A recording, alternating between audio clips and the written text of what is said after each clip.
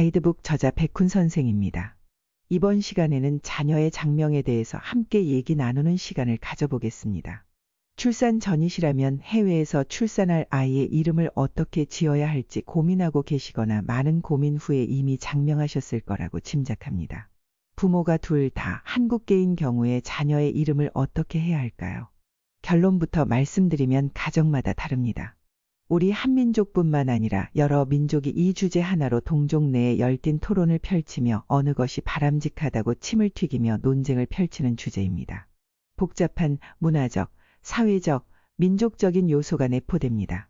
교포들 사이에서도 의견이 많이 갈립니다. 가셔서 또는 가시기 전에 만나는 사람마다 저마다 각기 다른 생각이 있을 겁니다. 한 가정 내에서도 부부의 의견이 다르기 쉬운 주제입니다. 부부의 이견이 좁혀져서 합의점을 찾는다고 하더라도 양가 부모님의 의견이 흘러들어오게 되면 또다시 매우 복잡해지는 사안입니다. 애초에 여행 가시면서 부모님께 본 주제에 대해서 일체 얘기를 안 하면 별 상관없겠지만 가시는 분들 중에 부모님 중에는 해외 생활은 평생 단 1년도 하지 않으셨으면서 본 주제에 대해서는 눈에 핏대를 세우고 강한 의견을 펼치시는 분들도 계실 수 있습니다. 그만큼 예민한 주제입니다. 시간이 금쪽 같은 저희 유료 독자분들을 위해서 최종 시나리오를 먼저 알려드리고 그 후에 다른 가정과 교포들의 다양한 생각, 다른 민족들의 생각과 의견까지 신속하게 알려드리고 본 영상을 마무리하겠습니다. 결과적으로는 자녀의 이름은 다음과 같은 4가지 시나리오 중에 하나가 됩니다. 시나리오 A. 국문명만 있고 영문명 없음. 시나리오 B.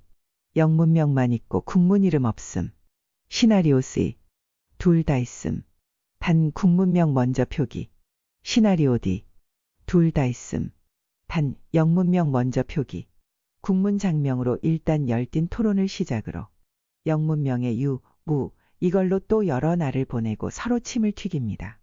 의견이 조율이 되어 만약에 국문, 영문 이름이 둘 다 주어질 경우 한국 이름이 먼저 와야 하느냐, 영어 이름이 먼저냐 이것 가지고 또 난리법석을 떱니다.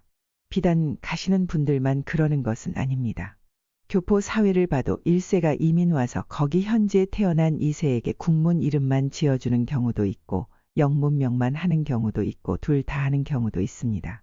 사실 미 현지 대학에서 교양 과목에 나오는 내용이고 관련 인문학 교수의 수업 한두 개만 들어도 혼란이 피하고 통찰과 지혜를 얻을 수 있는 것입니다. 앞서 말씀드린 바와 같이 교포 사회도 그 사회의 구성원이 다양하고 그들의 배경과 생각, 문화 그리고 무엇보다 문화적 그리고 민족적 정체성이 각기 다르기 때문에 어느 것이 옳다고 단정할 수는 없습니다. 가정마다 다르니까요. 그런데도 나이와 성별을 불문하고 자기 생각만 옳고 그것만 진실이라며 꼰대질하는 사람들은 있기 마련입니다. 따라서 주변 사람이 시키는 대로 하실 필요는 없습니다.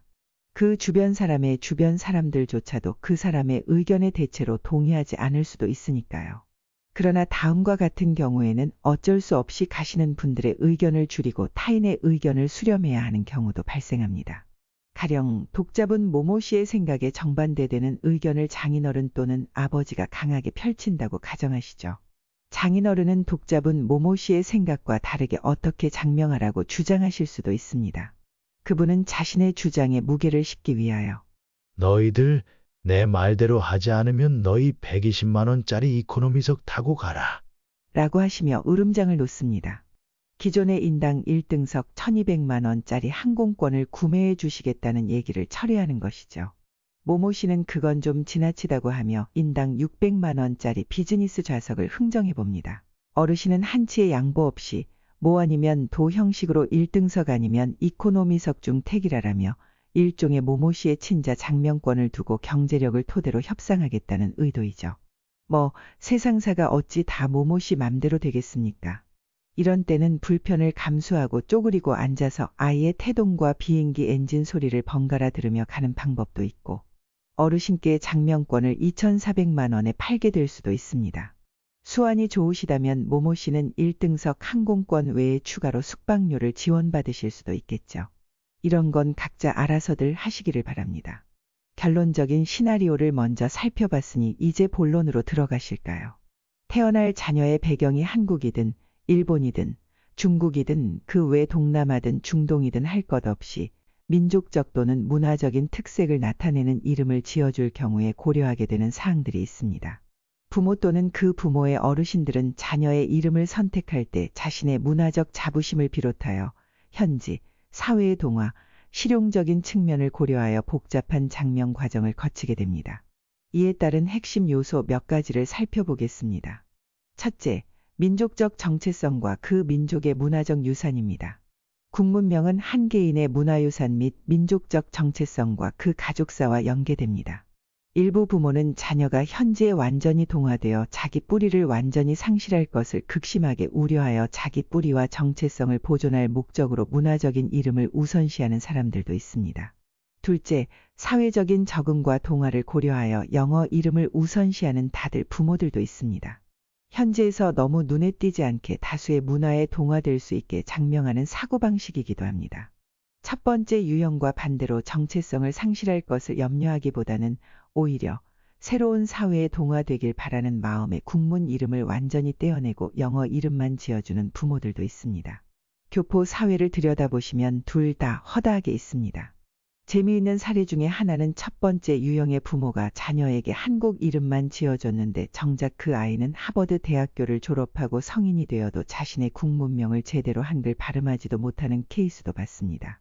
이와 정반대로 영어 이름만 지어줬는데 현지 주류 사회와는 거리를 두고 한국계 교포 또는 아시아계 교포와만 교류하는 사람들도 종종 볼 수 있습니다. 자, 이제 다음으로 넘어가시죠. 셋째, 사회적인 인식과 차별입니다. 한국 이름뿐만 아니라 이름만 보고 그 사람의 인종과 민족을 높은 정확도로 추측할 수 있는 경우가 있습니다. 특이한 이름이 차별로 이어질 수 있다는 점을 우려하는 것이죠. 가령 미 현지 어떤 언론사에 과거 보도된 바에 따르면 인사부에서 구직자의 이름만으로 그 사람의 인종이 흑인일 것이라는 추측으로 서류 탈락시키는 것이 보도된 적이 있습니다. 영문 이름과 상관없이 한국 사람들 성씨는 딱 보면 김, 이, 박, 정, 최, 윤, 조, 뭐뭐뭐 이런 식이라서 영문 이름과 상관없이 바로 추측이 가능하긴 하죠.